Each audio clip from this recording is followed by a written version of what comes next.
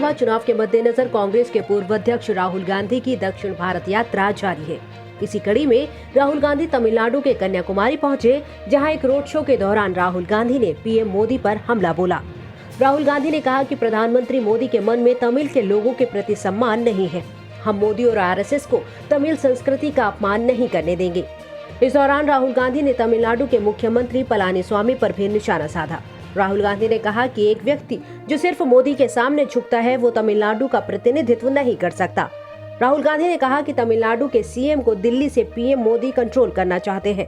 उन्होंने कहा कि प्रधानमंत्री को खुद को टीवी पर देखना पसंद है, इसीलिए उन्हें लगता है कि तमिलनाडु टीवी की तरह है और वो रिमोट कंट्रोल की मदद से चैनल बदल सकते हैं, क्योंकि मुख्यमंत्री भ्रष्ट है और मोदी के पास सीबीआई और ईडी है। This election is about giving a message. The first message is that our country is a country of different religions, different cultures, different languages, different histories, and we respect all of them. We do not accept Narendra Modi's and the RSS attempt to humiliate and crush Tamil culture, Tamil language, and Tamil religion, Tamil history. We do not accept RSS's division of the people of our country. We do not accept the hatred that they spread by making our people fight among themselves. The second point is that Tamil Nadu should show India the future direction. Tamil Nadu has small and medium businesses. Tamil Nadu has entrepreneurial spirit. Tamil Nadu has dynamism. This is what is needed for job creation in India. Prime Minister's policies are all aimed at destroying small and medium businesses, at destroying the lives of our farmers. Whether it is demonetization or it is GST, all his actions harm poor people, harm small and medium industry, harm shopkeepers, harm farmers. Essentially, there is another problem here. Normally, the Chief Minister of Tamil Nadu should defend Tamil language, Tamil culture, Tamil history. But the Chief Minister of Tamil Nadu only respects Narendra Modi's opinion. वहीं LPG के दामों में हुई बढ़ोतरी पर राहुल गांधी ने Twitter के माध्यम से मोदी सरकार पर हमला बोला। राहुल गांधी ने रसोई गैस की कीमतों में हुई बढ़ोतरी पर लिखा कि एलपीजी सिलेंडर के दाम फिर बढ़ गए। जनता के लिए मोदी सरकार के विकल्प, व्यवसाय बंद कर दो, चूल्हा फूको और जुमले खाओ। बता दें कि एलपीजी के दामों में 25 रुपए की बढ़ोतरी की गई है। इस बढ़ोतरी के बाद एलपीजी सिलेंडर की कीमत 819 रुपए हो गई है। असम के चुनावी रण में कांग्रेस महासचिव प्रियंका गांधी की एंट्री हो गई है। प्रियंका गांधी 2 दिन के असम दौरे पर पहुंची हैं। यहां सबसे पहले उन्होंने गुवाहाटी में मां कामाख्या देवी मंदिर में दर्शन किए। कांग्रेस महासचिव प्रियंका गांधी आज सुबह गुवाहाटी पहुंची, फिर उन्होंने कामाख्या देवी मंदिर में विधिवत रूप से पूजा की। प्रियंका गांधी ने असम के लखीमपुर में स्थानीय लोगों से मुलाकात की और उनके साथ ट्राइबल डांस भी किया।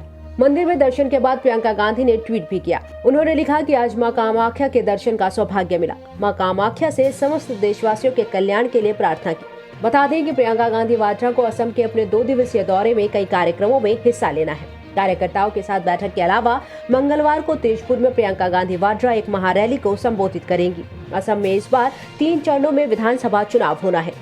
27 मार्च, 1 अप्रैल, 6 अप्रैल को मतदान होना है और 2 मई को नतीजे आएंगे। गौरतलब है कि प्रियंका गांधी यूं तो उत्तर प्रदेश की प्रभारी है, लेकिन बतौर स्टार कैंपेनर अब वो 5 राज्यों के चुनावों में भी कमान संभाल रही हैं। तमिलनाडु, बंगाल, असम, केरल और पुडुचेरी के चुनावों में प्रियंका गांधी का ये पहला चुनावी दौरा है। कांग्रेस महासचिव प्रियंका गांधी अभी तक लगातार उत्तर भारत में किसान महापंचायतों में हिस्सा लेती आई हैं।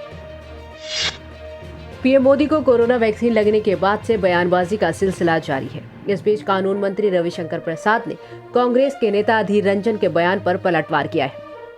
रविशंकर प्रसाद ने कहा कि विरोधी लोग सवाल कर रहे थे कि मोदी टीका कब लगवाएंगे। ऐसे लोगों को पीएम मोदी ने आज जवाब दिया है। रविशंकर प्रसाद ने पीएम मोदी के स्वदेशी कोरोना वैक्सीन लगवाने को आत्मनिर्भर भारत का नया मानक बताया। उन्होंने कहा कि मैं विपक्ष के लोगों से अपील करना चाहता हूं, अगर कोरोना की लड़ाई में देश एक साथ हो सकता है तो क्या हम लोग एक नहीं हो सकते? हर मुद्दे पर राजनीति नहीं होनी चाहिए। विपक्षी दलों को चाहिए कि वो इस मसले पर सरकार के साथ मिलकर काम करें।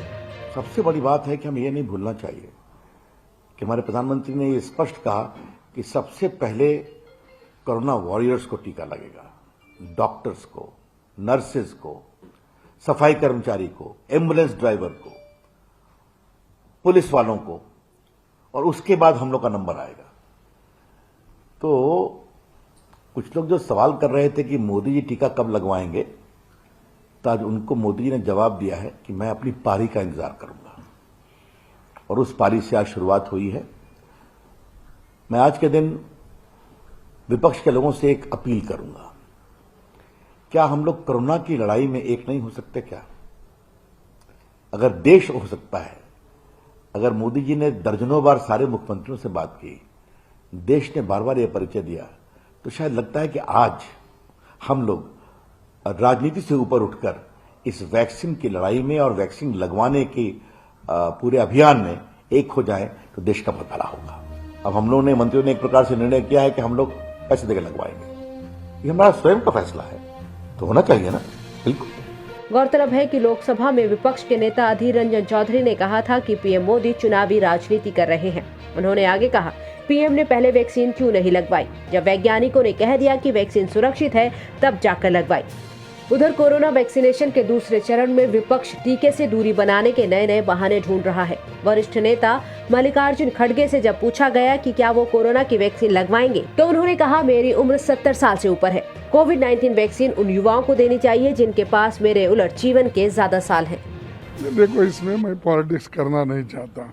अब मैं उदाहरण के तौर पर बोलूं तो मेरे घर में 2 लोग 1 महीने पहले ही लिए थे। जब शुरू हुआ पहले इसमें, तो जयदेवा हॉस्पिटल में जो मेरे बच्चे काम करते हैं, डॉक्टर्स हैं, उन्होंने पहले ही लिया था, फिर और दूसरा बच्चा भी लिया।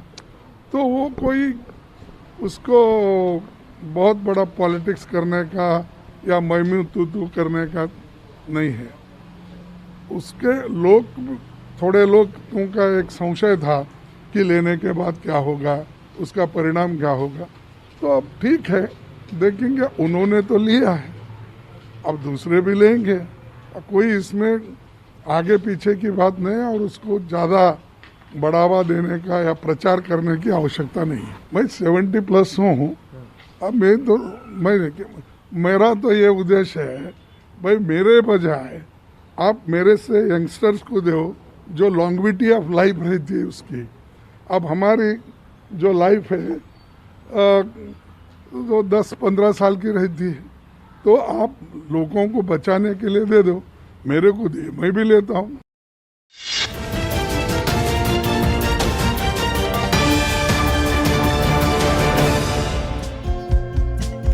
हमारे चैनल को लाइक, शेयर और सब्सक्राइब जरूर करें और नई अपडेट्स के लिए बेल आइकन दबाना ना भूलें।